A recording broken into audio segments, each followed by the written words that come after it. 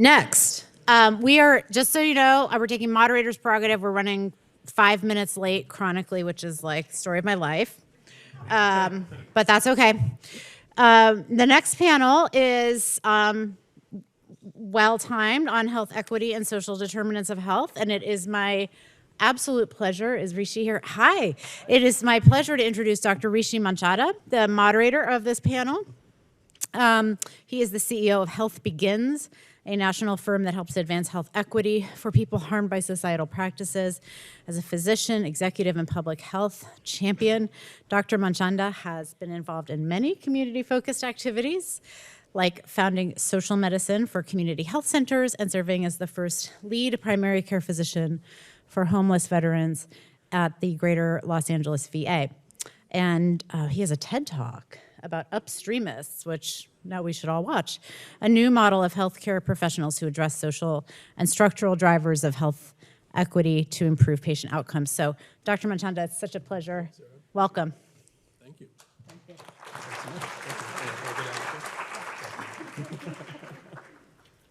Hi, everybody. Shall we introduce our panel and welcome them? My only request is, because I promised my panelists, this is going to be the most fun panel of the day. And that's a tall order because the panels have been great, right? So to fulfill my promise to them, can you please applaud as we bring up our panelists? Come up on stage. I mean, feel free to use this as a moment to stretch. If you need a stretch right now as well, anybody want to stretch? Let's just stretch together, shall we? Let's stretch. I feel like we should have had some sort of dance routine or something. I've got a whole interpretive dance ready to go. I want to just say that both thanks to the organizers for today and the opportunity, of course, to join everybody, especially to follow that wonderful keynote presentation as well, which teed up this conversation really wonderfully. So, as has been mentioned, I'm a primary care physician, public health trained doc. I'm really a social medicine doctor. If that freaks some of you out, I can talk to you later. But cut my teeth really working in FQHCs with homeless vets at the VA, building clinics for farm workers in the Central Valley of California, and now running an organization called HealthBegins, which helps really to do one thing, which is to help healthcare move upstream in order to advance health equity, specifically those serving Medicaid beneficiaries. Before I introduce all of our panelists, I wanted to just build on and serve as a bridge to our comments. We were talking before about how to frame today's conversation, and so the job was done wonderfully already. I'll elevate 2 quick points. This panel is about social determinants of health and health equity. In preparation for today, they were like, well, emphasize more the social determinants of health.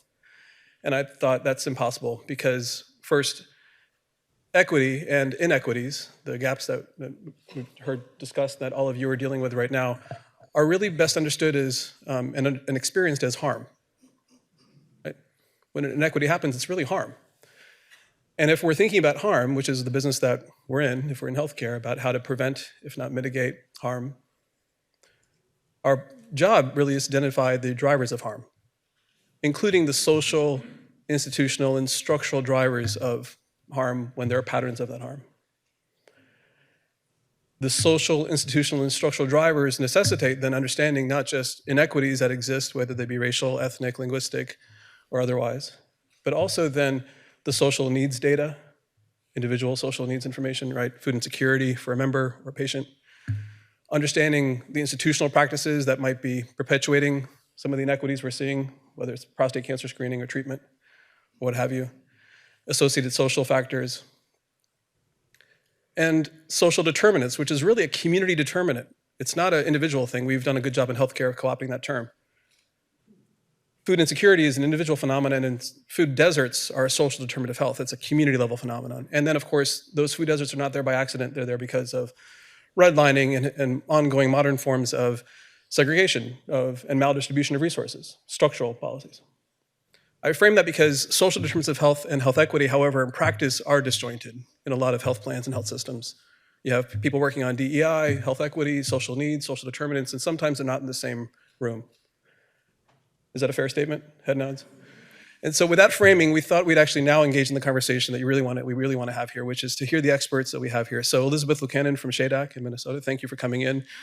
12 feet of snow, 12 inches of snow. Not quite, 12 inches, maybe. 12 inches of snow. For California, that sounds like 12 feet. So thank you for making it. Kelly Bruno-Nelson from CalOptima Health, thank you for joining us as well. No snow on the way here. No, that was good. That was good. Romilla Batra from Scan Health Plan, thank you so much for joining us as well. And Vanessa Davis from Kaiser Permanente, thank you all. So the first question that we wanted to kind of tee up this first part of the conversation is going to be about 15, 20 minutes hearing from everybody to really get a sense of where we are in the field. And then we'll pivot to talk about where we can or must go in the field when it comes to social determinants. So the first up question really, Elizabeth, I'll go to you first so we can go down the line. When we're thinking about where we are as a field and thinking about social determinants now in this kind of health equity framing, what's some of the work you're doing and what are some of the challenges you're seeing? And then if we can take a few minutes and pass it to Kelly and Romilla and Vanessa to answer the same, that'd be great. Great, thank you. And thank you so much for inviting me here today. It's a real honor. And the weather here is pretty good, so just gonna say. So I think the keynote teed this up really, really well, thank you. How many people in this room have been in a situation where they didn't have the data they needed to make a decision? Okay, pretty much everybody. So the work I'm going to talk about today comes right out of that experience. We at SHADAC have been working primarily with Medicaid agencies who are really eager to move forward on issues related to health equity, but they're running into problems because they lack high quality data about basic enrollee demographics. And they rely on this data to understand their population, identify their needs, target interventions, and then importantly, evaluate the interventions they put into place. I'm going to primarily focus on race ethnicity data, but we are helping states think about collecting sexual orientation, gender identity, primary language too, so I can get into that. So you might not be surprised to know that Medicaid agencies across the country, the quality and completeness of their race ethnicity data just really differs. CMS has done quality assessments of data in all 50 states, and they found that in 5 states, it's pretty much unusable. In 16 states, it's pretty close to unusable. So in some states, no data are usable. In states like California, it's pretty good, and it's high quality, and it's pretty complete. Now, this comes in part because of variation in how the data are collected. Primarily, these data are collected during the enrollment process, so when you go in to apply for Medicaid. And if you think about across the 50 states, keep it in mind that states allow you to apply online and in paper. There are 62 variations in how these questions are asked to collect race ethnicity data. And there's a lot of reasons that the quality of these data are not great, but I'm just going to touch on 3. So the first is that the federal guidance that provide some guidance around how to collect these data they're outdated, they're old, and the standards aren't great. So for example, federal standards for collecting this data suggest that you ask a 2-question series, starting with ethnicity and then going to race. And this is really counter to research that has been done that shows that people prefer a 1-question series. It just makes more sense to them. The other challenge is technical and operational. So the collection of these data as part of this enrollment process is voluntary. You can't compel people to provide it. And the systems that house this information are really old and outdated. And they can be really expensive to change. So I think a good example, we just recently worked with a state that collected information on people's race, and they could collect multiple races. But when they fed that information into certain reporting systems, it had to select a primary race. And that's a pretty controversial topic that we could get into if you want. And so I was really interested how they made that designation. And what they told me is it's solely based on the alpha order of the races selected. So if you selected Black and American Indian, your primary race was recorded as American Indian because it starts with the letter A. Oh, geez. So just to tell you, the state is obviously understands the arbitrary nature of this, but in the absence of a better practice and bandwidth to make the change, that's their practice right now. And the final challenge I'll talk about before talking about some bright spots is trust, and I think our keynote teed this up really well. At the end of the day, data on race, language, sexual orientation is the result of asking people really personal and sometimes really complicated questions. And if that person doesn't trust the person asking the question, doesn't know how the data is going to be used, and doesn't feel good about that, they're not going to respond. And every person that chooses not to answer, that person has a ripple effect in that data set moving forward and the quality and completeness. and then how that information that can be used. And these Medicaid data are used in research, they're used in policy development, they're used in payment reform, so it's really important. So those are the challenges. Now to some bright spots. First, at a federal level, the Office of the Chief Statistician just put out some revised standards for collecting race ethnicity. Can get into those later if you're interested. I think if those pass, they'll shape data collection in this area, not just in state agencies, but probably across sectors. From an operational standpoint, states are doing some really innovative things. You know, one thing that seems small but has been huge is they are compelling questions like race ethnicity to be answered, but in a way that doesn't make people give information they don't want to give. So you can't skip the question, but you can say, I refuse or I don't know. And that has really improved completeness. And then finally, I think the most important and the hardest part is a lot of states are thinking critically about trust. For example, Oregon has a really well-documented process of stakeholder engagement around the collection and use of race ethnicity data, sexual orientation, and gender identity and disability. Here in California and other states, there's statewide legislation that calls for a discussion and reporting of this that includes community engagement. So those are some bright spots, and we can go into more detail. I would just kind of close before I pass it on and say, the next time that you are looking at a report that includes a breakdown by race, ethnicity, or a health equity report that's disaggregated, just stop for a minute and think about the person that gave that data and that process for them. Because I think one thing that we've found is that until the users of the data and leadership look at that data, it's really hard to make improvements. And this is just, you know, I work primarily with race, ethnicity, and demographics, but think about when we're talking housing and food, et cetera, how much more complicated this can get. That'll pass it on. Thank you. Hello, everyone. So I always like to start talking by telling you that I'm a social worker. And I never in my wildest dreams thought that I would be working at a health plan. I almost feel like I need to go to like a support group, like, hi, my name is Kelly, I'm a social worker and I work at a health plan. Because Hi, it's Kelly. Like, hi, Kelly, right? It's like I'm working for the dark side, right? But the reason that I'm working for a health plan is because health plans finally recognized that a person's ability to be healthy is predicated 80% on things outside of the hospital. And California passed CalAIM, and we have CalAIM. And that is the reason why a social worker is appropriate to work at a health plan, and that's why I'm at CalOptima Health. My job is to implement those benefits, and I'm very proud to say that CalOptima Health has executed all 14 of the community supports in the first year because we recognized that was our responsibility, right? That our members needed all of those supports, not just a portion of them. And because of that, we took that on and we did that. We did not do it alone. We are the health plan. We are not the ones executing and implementing those services. We are simply the ones paying for them. Our ability to provide services to our members is completely dependent on the relationships that we have with the providers in our community. And that is really where some of the opportunities and some of the challenges have come, and I'm going to talk about them kind of in tandem because we had to answer those. And you know, the first challenge that we came across, you know, these newbie social workers coming in, was providers telling us working with you is really, really hard, and you don't get us, right? You don't get, and your policies and your practices and the way you do things don't lay nicely on top of community-based organizations. I should also say that I'm also, another support group I should go to is I ran a nonprofit. I was a CEO of a nonprofit for several years. So we needed to listen, right? We needed to not just assume we knew everything, we needed to listen, and we learned a lot. And we're able to make some changes to the way we do business based on what we learned from our providers. First thing we learned is that our contract was horrible. Our contract is predicated and built for massive, like doctors' offices and hospitals, and these not small $2 million community-based organizations. And because of that, we weren't able to contract with a lot of the folks that were providing the services to our members that desperately needed them.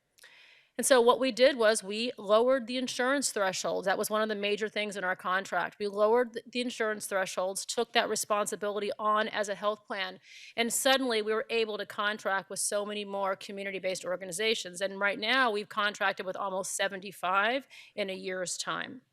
We learned that from our partners.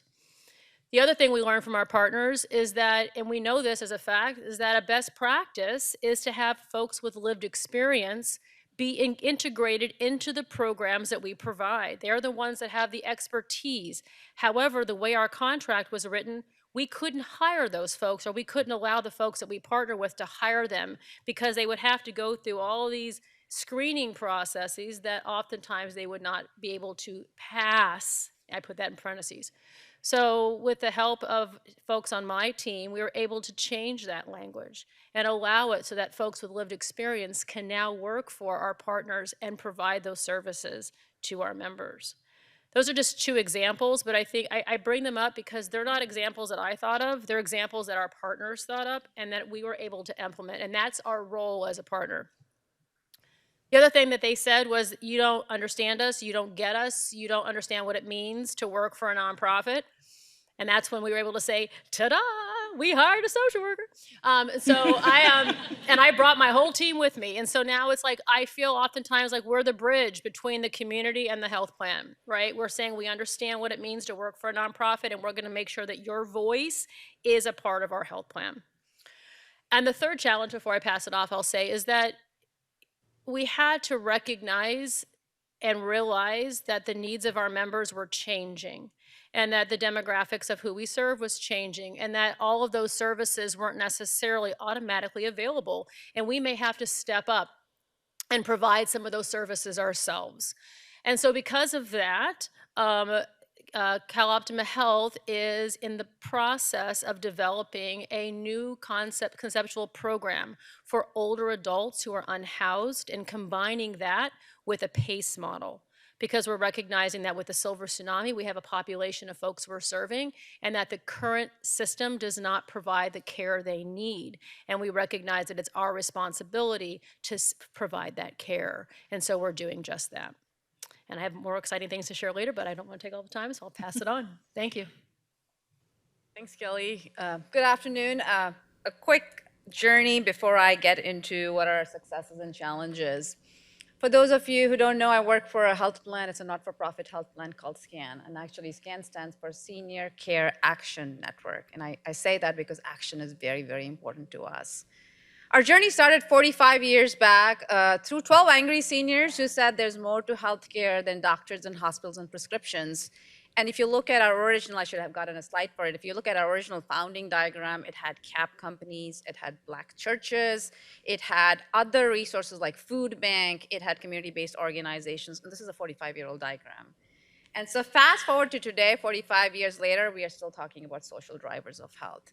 But that's who we are. These are folks who were actually founded the health plan out of Long Beach. And when we look at the pictures, they represent diverse communities. So we've always been grounded in that framework as we have grown over the part of the last 45 or so years. So when we say how our journey began, that's exactly how our journey began. And while I hear all my colleagues here talking about data, I feel very proud because we started collecting data through health risk assessments about 15 years back. And over the course of the last 10 or so years, we have race and language data on 90% of our population. So we have a pretty good starting grounds on race and language, not ethnicity yet. And going back, KP, you mentioned something. Last year, very tepidly, we'll ask our people if they feel comfortable sharing their SOGI data, sexual orientation, gender identification, with the intention that we want to design benefits that will help you. People shared. We were shocked. People shared and said, we feel comfortable. We know you. We've been with you 7, 8 years. They were comfortable doing that. So with that in mind, as we thought about health equity, and yes, it's a buzzword for the last few years, we decided we're going to make health equity, diversity, equity, and inclusion a centerpiece of our strategy. So if you look at our strategy, it's a middle pillar of our strategy. Right under it is our members and our clients and such. Because we also realized the right thing to do very smartly is also the business excellence things to do as well. And so with that in mind, being MA plan, we get to design supplemental benefits, we get to design programs. And I would say we've been very fortunate as we've been collecting data, we are gleaning insights. 10% of our population, older adults, 65 and over, are saying, hey, I have housing insecurity. I'm living on somebody's couch, my housing situation is not stable. We have another 12 or 13% of the population that talks about food insecurity. I'm worried about choosing between insulin or my food. We have the data on that. Transportation, I don't know if I'm gonna get a ride to my doctor's office. I know my case manager is telling me to keep going. I don't know how I'm gonna get there. So as we are gleaning those insights, we are using those insights to design what's called the supplemental benefits. 5 years back, we could not have done it because Medicare did not allow us to use those Medicare dollars to design social benefits. But fast forward to today, my father-in-law is a SCAN member. He, right now, as I speak, is using one of those Uber rides to go to his dialysis center. We've been able to, construe these benefits around transportation. We have chronic condition management meals. We have things which totally boggles my mind for folks that know. Medicare covers for grab bars and raised toilet seats. What Medicare doesn't cover for is the installation of those grab bars. So I would send my social worker in people's homes, and very nicely in front of their porches would be packaged grab bars while they were falling. And we were spending these resources around sending them to the ER, getting the hips replaced. Well, we can now arrange to cover for those grab bars. So something, the right thing to do, helps us in terms of falls as well, helps the member as well. So when we think about our approaches, that's how we thought about our approaches, but we felt like it wasn't radical enough. We needed to do more. Action, remember, Senior Care Action Network. So 2 years back, we said, you know what? Our data is never going to be perfect. We have to start somewhere. We are tired of listening to the national dialogue. Let's do something. We picked one of our data points. It's a validated metric called medication adherence in our Hispanic population, and said, you know what? There are inequities. So guess what? We will close the gap by 25%. And the way we will do it is everybody in the company's bonus will be tied to it. It did not matter if you were our legal person, our finance person, our share risk services person, our enrollment person, everybody's bonus was tied to it. Interesting conversations. I would be in an elevator and people would ask me, hey, how are we doing on it? And I would tell my legal team, hey, can you sign the contract I just sent you? I found a vendor who can help me do this. Please make sure you do it. Finance team, hey, I have a little variation. Can you fund my program? I really want to send these med advisor in people's homes. These are the people who speak the same language, who come from the same cultural background. Things happened. We sweated a lot for the first 6 months. Absolutely transparent. There was no playbook that I could pick up and say, okay, and now today we'll deploy this program. We threw a whole bunch of spaghetti on the wall. A lot of folks of my team are here. They can attest to it. Let's try this. Let's try the Promotora. In the end, what we realized was what everybody on this stage is saying is building trust, building relationship, listening to people, spending not that one call, but multiple calls, just establishing rapport. That helped. At the end of the year, we had said our target was 25%. We closed the gap by 35%. Huge big deal. We published in Harvard Business Review, super excited about that. But our journey did not end there, because what we noticed is last year we were like, okay, we are doing well, we'll take our foot off the pedal and we'll keep doing what we are doing and scaling.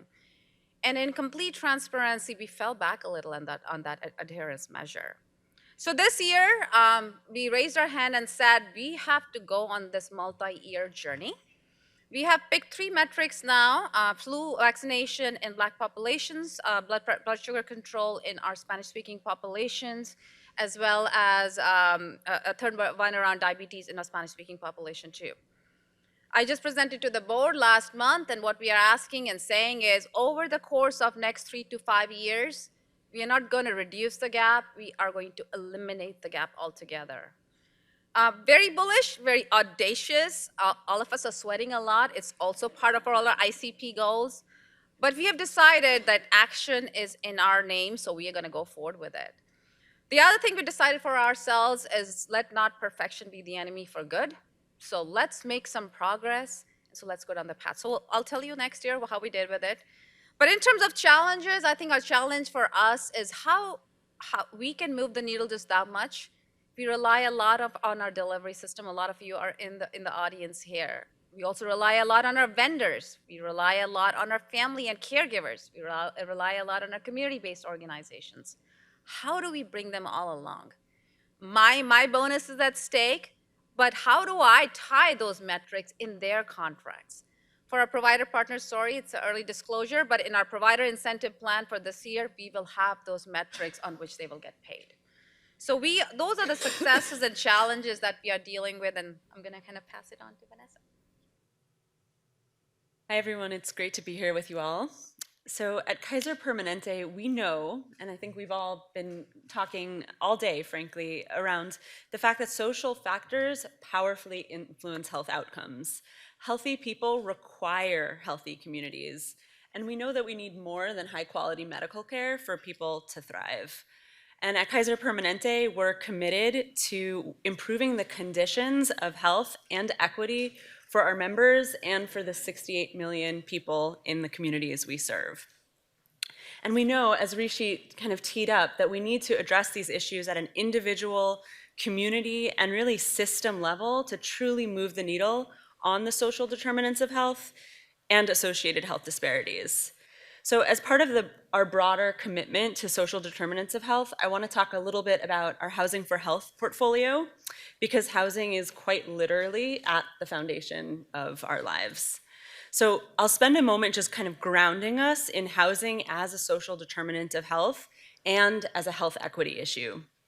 So a safe and affordable place to live is essential to living a healthy life, yet individuals in our communities face significant challenges affording and maintaining their housing. Nearly 30% of Americans, or excuse me, nearly half of all American renters in the United States are cost burdened, meaning that they pay more than 30% of their income on rent. And about 1/3 of Americans are extremely rent burdened, which means they pay 50% or more of their income on rent. And the research is clear that quality, affordable housing is connected to improving chronic conditions, reducing infectious diseases, and improving mental health. And the converse is also true. The health-harming impacts of homelessness are even more stark.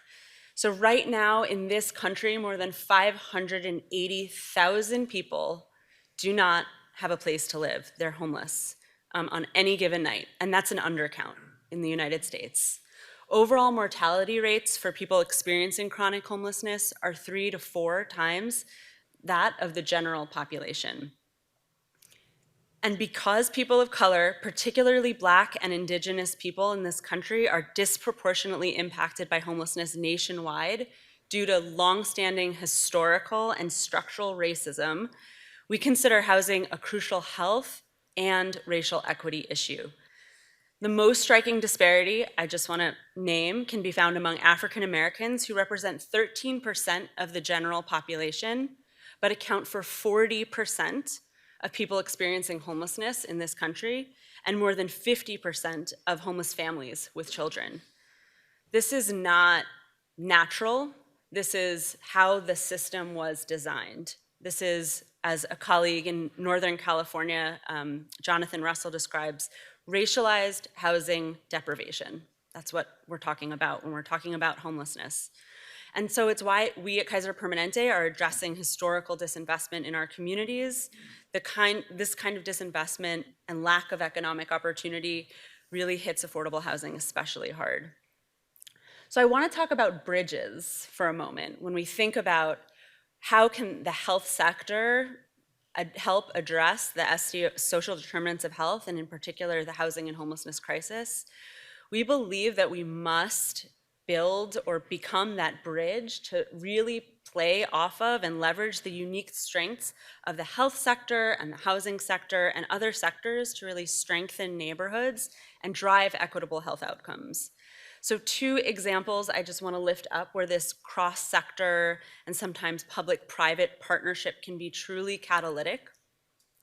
I'll just speak to some of the successes and challenges briefly. So one is the Housing and Homeless Incentive Program, which is a program that was developed to really support the transition to CalAIM. The Department of Healthcare Services has made distinct funding opportunities available to Medi-Cal managed care plans and other partners to really support the implementation of CalAIM. HIP is a voluntary incentive program totaling $1.288 billion that aims to improve health outcomes and access to whole person care services for people experiencing homelessness within the Medi-Cal population. And managed care plans can earn incentive payments by developing capacity, partnerships, and infrastructure really at this intersection of health and housing. The state, in the best way possible, in my personal opinion, has sort of served as a forcing function to really strengthen that bridge within these sectors. And I think we're already starting to see some of the benefits of that.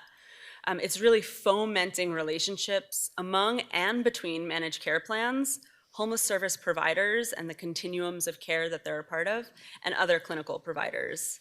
So to speak to some challenges here, the incentive program is an incredibly aggressive timeline to demonstrate impact to earn some of the incentive awards.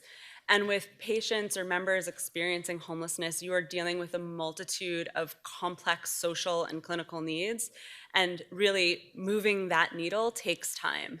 It took time for us to get into this crisis, and it takes time for us to support these individuals and their families in their journey to stable housing.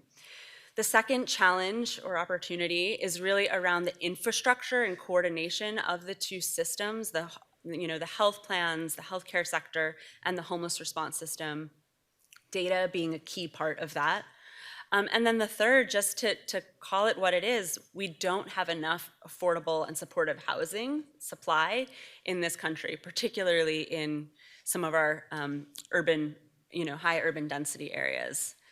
So the second opportunity I'll briefly mention and highlight alongside my partner in some of this work, Rishi Manchanda, is the Health, Housing, and Justice Medical Legal Partnership Program. And I feel really proud of this program because it's really demonstrating Kaiser Permanente's commitment to advancing evidence-based partnerships to prevent evictions and keep people housed.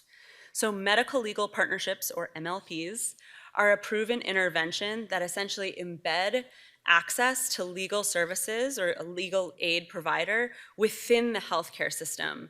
And they can help clinical care teams really treat patients' immediate social, health-harming legal needs and deploy upstream solutions that address the social determinants of health.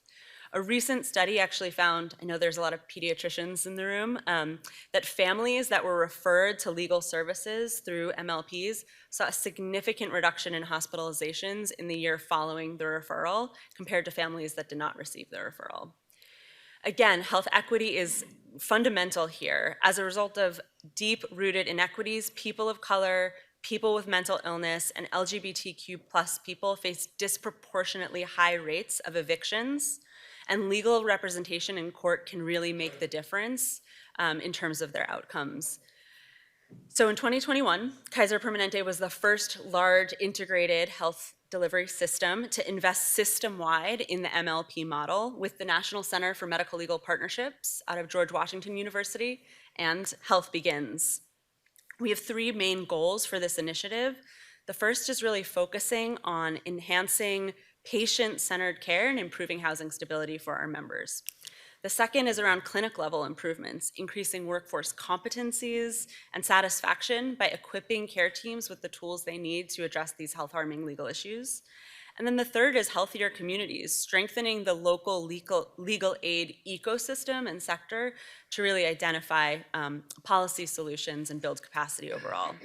So as of this month, we've been able to launch 5 medical legal partnerships ranging from Sacramento, California, Baltimore, Maryland, Portland, Oregon, Denver, Colorado, and LA is coming up in the next couple months here, and have been able to support 1,000 members, patients, and their families with eviction prevention or some form of housing-related legal support. So just to speak to some of the challenges briefly here, people are burnt out. I don't know if we've been hearing it today, but there's major workforce challenges, and folks on the clinical side, on the legal aid side, are experiencing initiative fatigue and burnout. And this can sometimes feel like just another thing. So it's been a challenge to build that momentum. The other challenge here, I think, is around shared language. When we're talking about these cross-sector solutions, we often have to learn each other's language so that we have a shared understanding, a shared aim, and that really requires trust, which, again, I think is another challenge and an opportunity. So I will pause there. Thanks, Rishi. That was a seminar. That was incredible. That was incredible. Just a round of applause here. That was like just. I was taking furious, diligent notes here on each of the highlights here. There's 2 takeaways I'll highlight as we now go through a lightning round to get a sense of now that we know like where we are as a field, especially with the spotlights you guys mentioned and the challenges you highlighted. There are a couple themes that are coming across here, right? Trust, relationships. And so let me ask just lightning rounds. Elizabeth, for you, for example, when you think about where we, not just where we are now, but where we can and must go, particularly from the perspective of your work with data, where can and must we go when it comes to now building on the data collection and addressing those challenges? And then after you go, I'll turn to each one after. Well, I closed on it really, which is, I hate when people say it was leadership that made this happen, because I feel like that is just so hard to replicate. But in this case, it's really true. I mean, I tend to work with coders and analysts and data people, and they can have the will to change things and really want and have good ideas. But if their senior leadership doesn't make the time and space available to prioritize the IT change, provide a forum for stakeholder engagement and trust building, it doesn't happen. So it really has to happen from the top down. So leadership and leadership Yep. commitment right now, stepping up in that kind of Absolutely. way. Kelly, as well, where can and must we go when it comes to the future, especially when it comes to just right-sizing expectations between policymakers and plans that are doing a lot of work and, of course, clinicians in the front lines? Sure. Well, I'm going to piggyback a little bit on what Vanessa was saying. And, when we talk about providing services specifically with CalAIM, which is what health plans have been charged with doing, we do not have enough housing, plain and simple. We can't navigate someplace that doesn't exist, right? Otherwise, we're just moving shells around. So I think right-sizing the expectations of policymakers with what they're doing, and I like to say it, I say, money can't buy everything, right? It buys a lot, don't get me wrong, but it does, and we're very grateful, but it doesn't buy everything. Money cannot buy buy-in, for example. I mentioned earlier that CalOptima Health is pursuing that program that I mentioned, which is for older adults that are unhoused, putting that with a PACE program, because we are seeing that older adults that are unhoused are growing. It's the fastest growing unhoused population currently, and they have needs that are about 20 years greater than what their age is. If they're 55, then for all intents and purposes, they're 75. I had been at CalOptima Health for 2 hours. Literally 2 hours, when my CEO took me to see a building that he thought would be perfect for this program. I've now just celebrated my 10-month anniversary at CalOptima Health, and we still do not own that building. We are a $4 billion health plan, and we can't get that done. We are amazing, and we're amazing, and I love where I work, but NIMBYism is large and in charge, folks. It exists, okay? And money cannot get rid of that. When I do open the building, I have to have folks that work there, right? I have to have a workforce. I have to have a workforce that recognizes best practices and knows how to do that. I can't have a workforce that's been in the business for a year until a year passes. Money cannot buy time. And it certainly cannot buy the time to work with a population that is severely traumatized, needs time. You work with one person who's unhoused, you work with one person who's unhoused, right? I also think that policymakers need to recognize and appreciate evidence-based practices for what they are. Evidence-based. We know they work. That's why they're called evidence-based practices. But you can't ask us to implement evidence-based practices and like to use the fancy words of trauma-informed and harm reduction and housing first, and then not give us the resources for the staffing necessary to implement the evidence-based practice that you so graciously and kindly said you wanted us to do. You can't have it both ways. If you want to take the credit for it, you got to give us the money to do it, right? So those are the 2 things I would do. I like how we're addressing small challenges here. This is good. I love this. Leadership, right-sizing expectations. Romilla, you obviously, especially with the impressive improvements with the health equity measures you identified, that took engagement with a number of stakeholders, including providers. When it comes to where we can and must go, especially with relationships with physicians, clinicians, care teams on the front lines. What does it look like for you, Romilla? Yeah, I think I would say we are very fortunate. We work very, very closely with our providers, goes back to trust. And when it comes to trust, sharing data, we share unblinded data, and they are willing to do that and see it. I think where we need to go is we can't do it alone. Like, we can give you data after data and actionable data after actionable data. But at some point, we have to have some accountability built in. Maybe there's built in our contract. Right now, it's just a carrot. Never want to go to the stick position, but can we not do something together to turn the tide? Because for a lot of them, the folks that we work with, their heart is in the right place. They want to do the right thing. We have to show it to them that it's also the business excellence thing to do. So we have to somehow build that accountability in our value-based system, build that accountability in our contracts, in our incentives.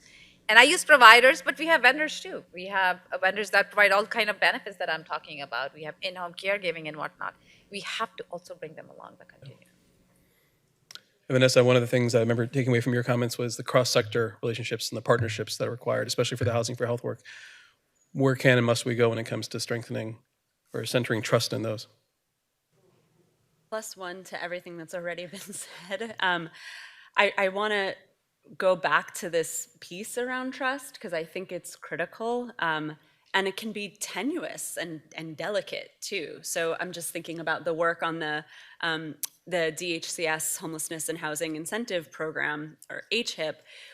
This is the first time that the Medi-Cal managed care plans are coming together in a county or in a jurisdiction with homeless service providers and other folks in the homeless response system, and trying to figure out how to make shared investments, how to make strategies that work for the population that we're trying to serve. And managed care plans are competitors, right? So there's this very delicate and tenuous, sometimes awkward, but also powerful co-opetition, I believe is a term that Stuart Butler maybe and Len Nichols termed, where you're collaborating and you're also competing. So I think trying to navigate that trust and that, and it takes time. Right? I think time is another ingredient. I was thinking about this as sort of, we need to treat the crisis of homelessness as a state of emergency, right? There's a level of urgency that we need to bring to the issue, and I think we saw that during the height of the pandemic.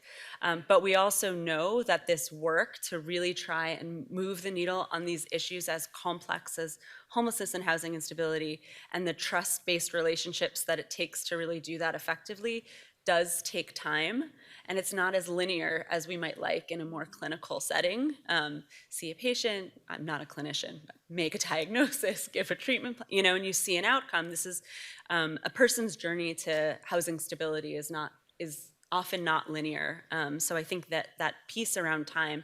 And then the other thing I want to amplify or mention here is the importance of human-centered storytelling alongside the data.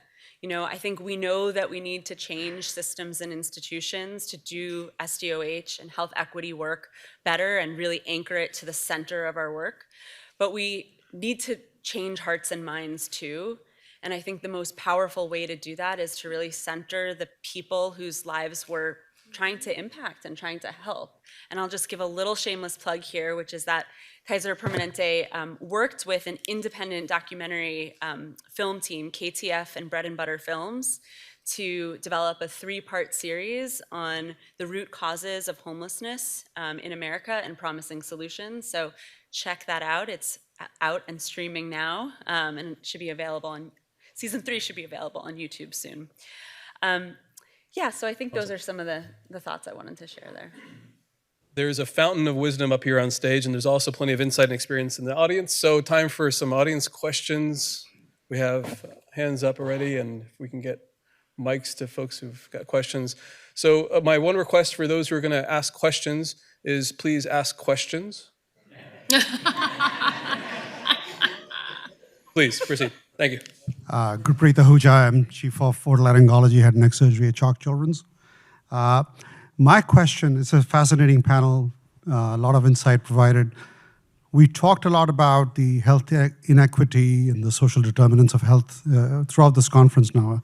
At this point, and I'm glad this conversation is occurring, perhaps to this degree for the first time in the 12, 13 years I've been coming here. What we have not addressed so far, and I was wondering if any of you have any insight into that, is how we account for how we determine social accountability, or how do we factor in personal accountability, not social accountability, personal accountability. I say that because COVID vaccine adherence was extremely low compared to most of the developed countries in the United States. The people who got admitted, especially with the Delta variant, were disproportionately the ones who did not get vaccinated, and there was a much higher death rate. The overall cost burden for all of those people who did not take the vaccine fell on the rest of the population. And that's a huge drain on our resources. And that's not the same as people who are in minority communities or disadvantaged financially or uneducated. These are people who were in law enforcement or higher education communities. So the question is about like personal accountability in the context How do we of social factor that in when we're looking at social determinants of health? Jump ball question. I have a couple thoughts, but I think I can go first. thank you. When I was, when I was training in residency, my attendings used to say, "Don't say the patient's non-compliant. Have we engaged them enough?" And there's always going to be folks that you cannot engage. The way we are approaching it is, how are we motivating the person? What are we doing to kind of realize the importance of the thing? So going back to your question is, it was interesting, the messaging that we did for our Black populations for flu vaccine is very different from the messaging that we do for our Spanish-speaking population compared to the other populations. Does it take into account personal accountability of all? Absolutely not. But I think we broach it from, let's make sure that we are getting down to engaging them, including them, motivating them, using motivational interviewing skills. Can we use any stick, or can we do anything differently? We can't, just based on regulation. I don't know if anybody else has to share. Go first. So two quick comments, and then I want to yield the floor to Kelly and others who want to comment on it. It is a core question. I really appreciate you asking that, because it gets to something that is a theme throughout what each of you were commenting on, which is the core kind of conceptual model that we take when we think about these issues of equity and social determinants. I will say, from my experience, having had the privilege of caring for families, adults and kids in South Central Los Angeles, homeless veterans, been on the streets for 30 years, sometimes less, and farm workers in the Central Valley, 99.9% of the people I've taken care of were way more accountable for themselves than I was for my own health. In other words, the default assumption that we have for folks who are traditionally harmed by societal practices needs to be challenged based on my own lived experience, being a caregiver. Because the level of accountability and responsibility for somebody who's got 3 jobs, taking care of the bills, paying the rent, taking care of their mom who's now moved in with them because she's frail, the level of responsibility that and accountability that people actually take for managing and making ends meet is pretty remarkable. This is why it's said that it's really expensive to be poor. So the default assumptions, I think, are really at question here as much as the question of accountability. Like, what is the default assumption? Is it that we're taking care of individuals who are, and populations in particular, who are harmed by societal practices? Or are we taking care of individuals who aren't taking enough responsibility for themselves? That's an American question, not just a question for this panel, right? It's a question for us as a nation. Can I just build But on please that? answer it now. Yeah. I was just going to go back to this notion of like trusted messengers and making sure that we're thinking critically and strategically about who those trusted messengers are for the target audience or population. And then definitely thinking about, Rishi, just kind of double clicking on what you said, that it's fair to assume that people are reasonable actors and are making decisions that are, at least in the moment, the most strategic and reasonable for them, given their kind of complex sort of set of circumstances. And so I think kind of really making sure that we're starting from that place and then approaching it from a place of kind of inquisitiveness and curiosity rather than what's wrong with you. So I want to build on what you said. I think that you said it much more eloquently than I would say it, but the example that I always like to give, and I think, well, first off, I'll say, I think we oftentimes put our values on someone else and then are surprised when they don't react the way we think that they should react. And it's because it was our value, not theirs. We haven't utilized design thinking. We haven't included the folks that we're serving into the decision. One of my favorite questions to answer is, hey, Cal, what do you do about all those unhoused people that don't want to be housed? That's my favorite question to answer. And I go back and I say there's a difference between being housed and being sheltered. And while somebody may not want to be sheltered in an army barracks with 75 of their closest friends with 2 bathroom stalls and 1 shower, everybody wants a 1-bedroom apartment. Okay, that's a big difference. And so we have placed our housed values on other people and said, well, they should be grateful for the shelter, for the bunk bed that we've provided them in the army barracks. That is a housed value that we have placed on an unhoused person, and that is not acceptable. So if we want to bridge the gaps, we have to ask the folks we're serving how they best would be served, and maybe that gap will be closed. Let's go to another question and bridge as we're getting the mic to you. I want to bridge back to, is it KP? To earlier point that you raised as well. I think it's both a philosophical question, is also a very pragmatic question, as we've heard. I mean, equity turns out to be a really effective strategy in being able to address business priorities, right? The COVID vaccination response, which is a really perfect example that you're illustrating of the disparities that were laid bare.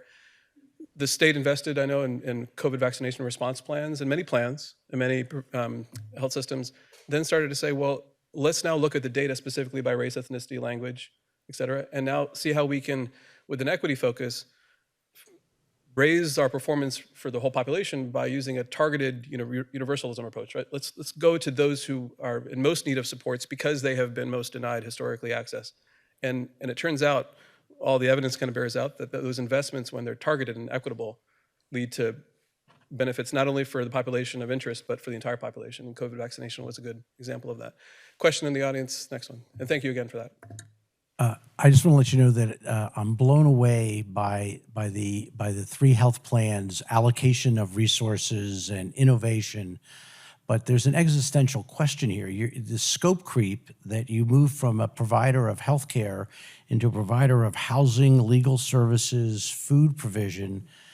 In your minds, you've done this because nobody else is doing it. But if you step back and think about it, is this the best way for society to deal with the health determinants? It just seems an upside down kind of way to get there, but I commend you for doing it. I love this questions, by the way. This panel is like the existential panel. And the most fun, I think, right?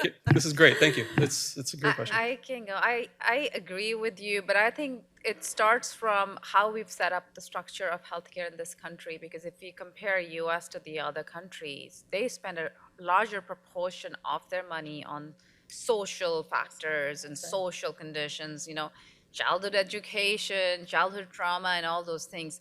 We, on the other hand, spend a whole chunk of money on medical care, and so everything we address through the medical lens. With the advent of, and goes back to how does innovation come to be, with the advent of, and now we are moving to value-based care, and now Medicare will now let you cover these kind of benefits. Very quickly, a lot of us are finding out that the right thing to do also helps us in the end, right? So if you have the right, if you don't have a right, you will not show up to your dialysis clinic.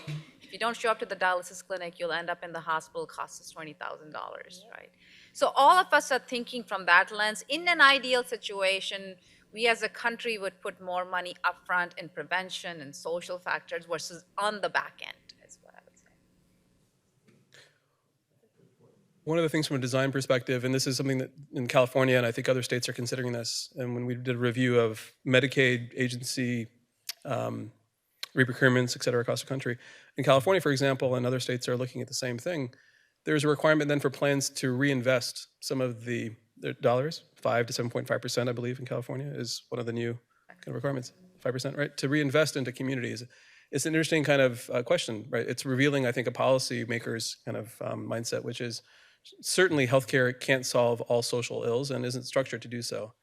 And yet there's also another statement that we have to hold in the same space, which is that for healthcare to be effective, we have, just like we realized with behavioral health integration, for a while it wasn't clear that integrating behavioral health into healthcare was right, the right ROI or whatnot, but it became clear. It's like if you're a frontline provider, you're always taking care of somebody's behavioral health issues while you're taking care of their other issues. So is it possible to say two things at the same time? One, healthcare is more effective when it's equitable and addressing biopsychosocial needs of patients. At the same time, healthcare's job, it's not in our society, healthcare's job to solve all social ills. And can we take some of the allocation kind of questions and reinvest? That's, I think, what the policymakers are starting to reveal a little bit. Is that a fair reflection? Curious also what you're thinking.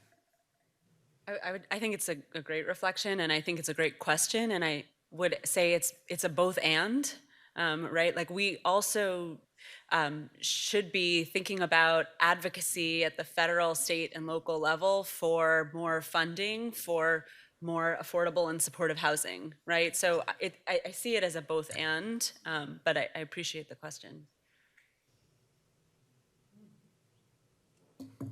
We've stumped the crowd. Rishi? One more if there is. Oh, no, we haven't. Good. Okay, Yes, sir. so I'm this Sharif Tarman again. I'm wearing my American Academy of Pediatrics president hat now. Hey. So we put out some advertisements, like very basic stuff, like wash your hands after you go to the bathroom, but put out by the CDC, and we got responses back. So I get the Facebook notifications, and then I hide the comments as they come in. But very basic stuff, like literally wash your hands after you go to the bathroom. You know, don't trust the CDC. On the flip side of that, right, we also have, as we learned about and we've talked about, the systemic racism type things, and there is a concept of medical gaslighting. So on both sides of everything, or multifaceted, how do you rebuild trust, right? In things that we thought were like institutions of American healthcare, like the CDC, how do we rebuild that trust? Because I don't think we answer these questions if there is no trust. We really are the existential panel. This is like, we're getting deep here. That's such a good question. You know, when we had to answer, how do we improve our metrics? Like, where do we, and it's like, oh, trust. Like, what does trust mean? And so we started off by doing focus groups. And we started off by engaging with organizations, and folks have heard about it. It's called CCA. And what they do is they come in and they set up a journey mapping exercise with our members and our providers to walk in the shoes of our members. And honestly, trust came to, are you listening to what I am saying? And the biggest thing they would point out is, you're not listening because, you know, you are a nail, I'm a hammer, I'm going to use that. So for us, I'll give you an example. On the medication adherence, as we were trying to improve it, for us it's simple. Okay, maybe we make it accessible and affordability. Okay, you have a $0 medicine and we can mail it to you, and people are like, I don't want to talk to you about it. So we were just coming from, here are solutions, we are just going to force it on you. And what we needed instead to do is, I need to listen out to you. And things would be very simple. I don't understand why I need to take this medicine. These medicines are causing me harm. I read somewhere in this thing somewhere that told me that. My doctor hasn't told me. So it was all about listening and investing the first 2 months in just listening, not trying to put our solution down that path. It's very tactical what I'm saying, but it's more than just that. It has to be more than that. And then when you listen, you have to do what you heard. Yeah, you have to do something. I Yeah, mean, yeah, I mean, you can't just be like, thanks for telling me, and I'm going to do it my own way. Yeah, You know, take it. you have to do what you heard. You know, design thinking is real, and it's hard, and inclusion is not easy, but the results are always better. I mean, just today I had a conversation with a colleague about a program that we're going to be redoing at CalOptima Health, HCAP, and I was talking to a very prominent CEO here in this community, and she was asking me about it, and I said, well, yeah, we're going to have a meeting, and we're going to invite all the FQHCs and you along to help us design the new program. And you could hear the audible gasp, like, thank you. Like, you're going to actually invite us to the table? And it's like, how can we do it any other way? But it's not just listening, it's being willing to change the system when you hear the answer. Kelly, I think you're talking a lot about power sharing, and that is uncomfortable. And, you know, I think that's something that we all need to lean into. The other piece of that is going back to this notion of trusted messenger, but also really thinking about the community health worker model. And there's now a benefit in the state of California, a Medi-Cal benefit for community health workers, really thinking about who are we empowering to be the person to kind of support that patient or that member. And I think there's a real opportunity to think more strategically about hiring people with lived experience from the communities, of the communities, and really building that trust from a place of, hey, I've been there. So I think along with that too, and this is going to sound a little weird, but we need to professionalize this. I mean, Coca-Cola doesn't put out an ad campaign after they've message tested. And we're finally starting to work with states who message test other things.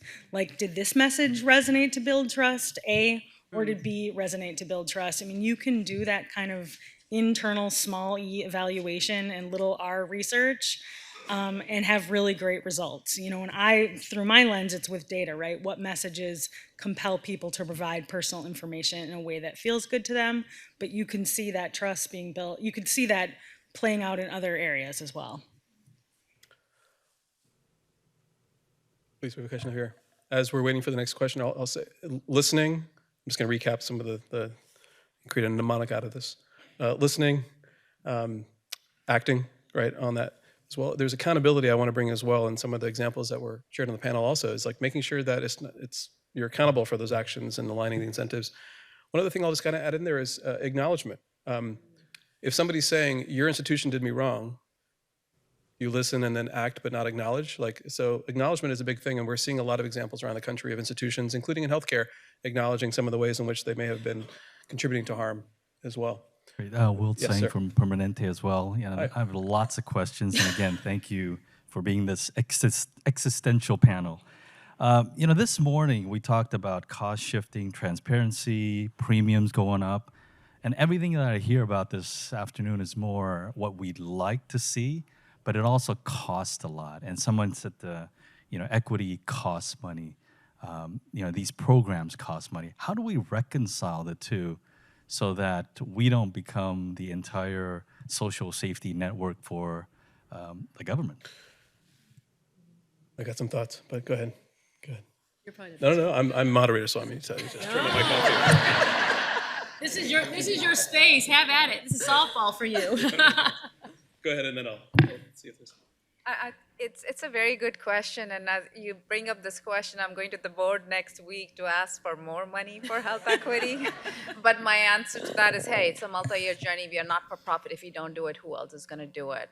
For us, however, we are also looking at how do we sustain it, right? Even if we invest it, is it, just like anything else, when you deploy a new digital program, what do they say? Implementation fee is $250,000 or $300,000.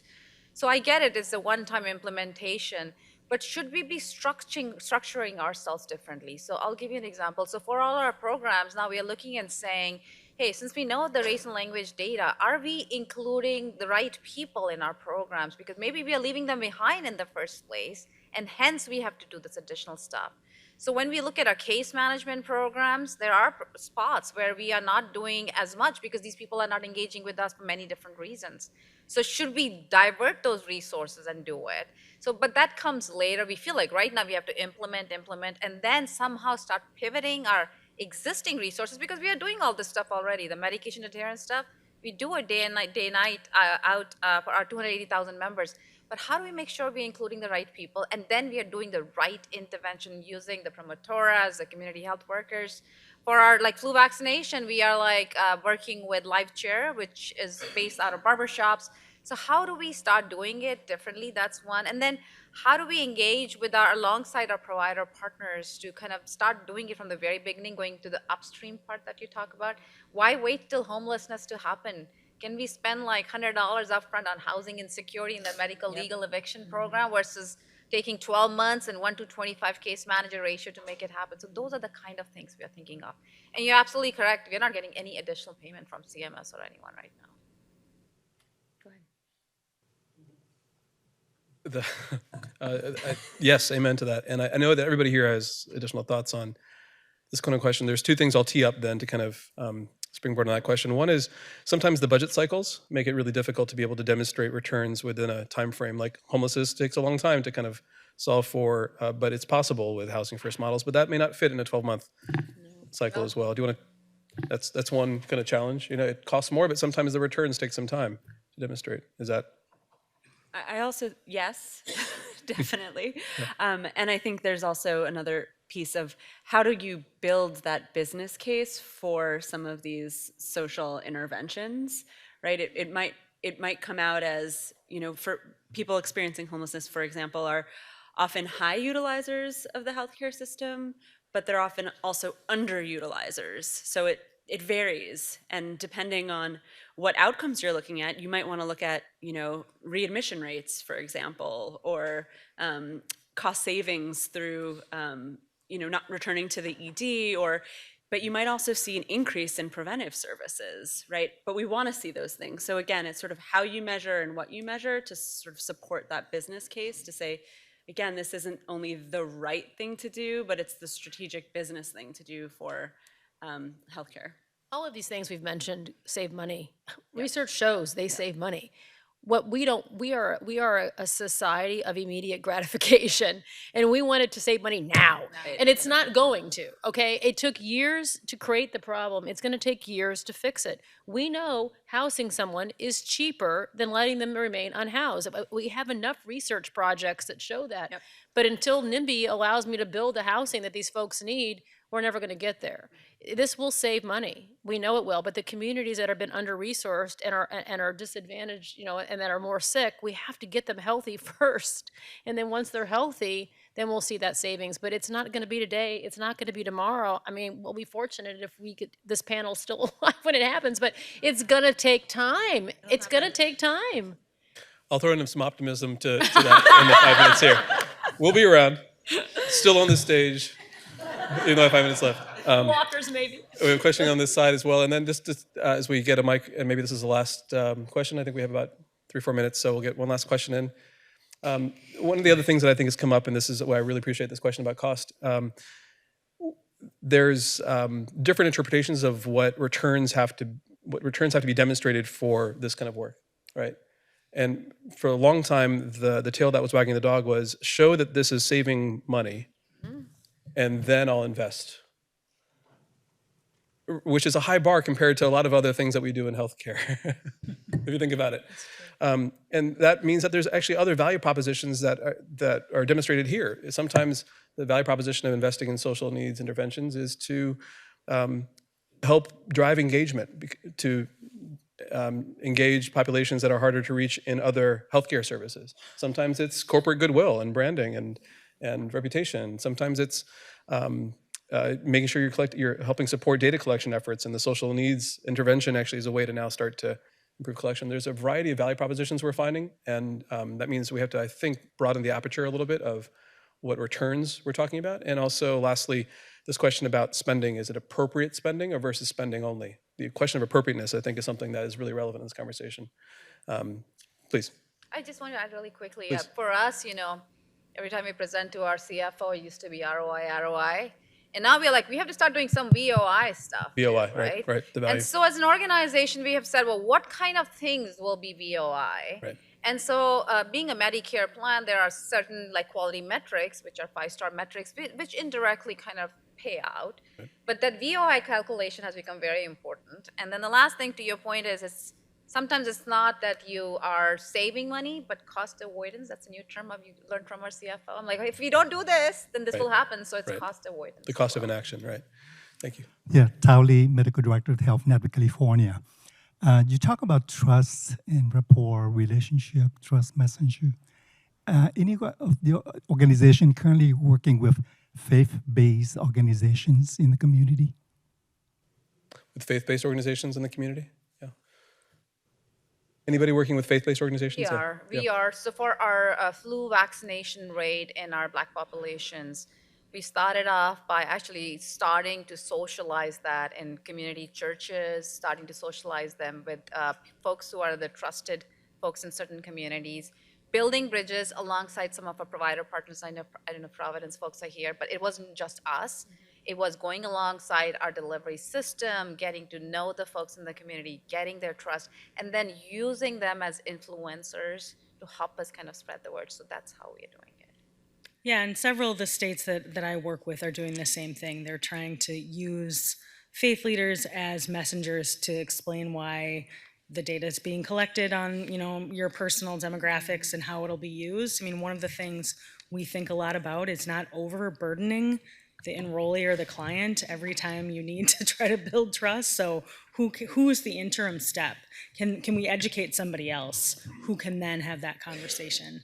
And faith leaders are definitely part of that conversation. It ties into the trust thing as well. Like we're not just building trust, we're actually recognizing and trusting others who have expertise to now help out with shared problems, right? So really appreciate the question. We've come to that time when we have to say goodbye to our panel. Can we get a round of applause, please? And thanks, everybody.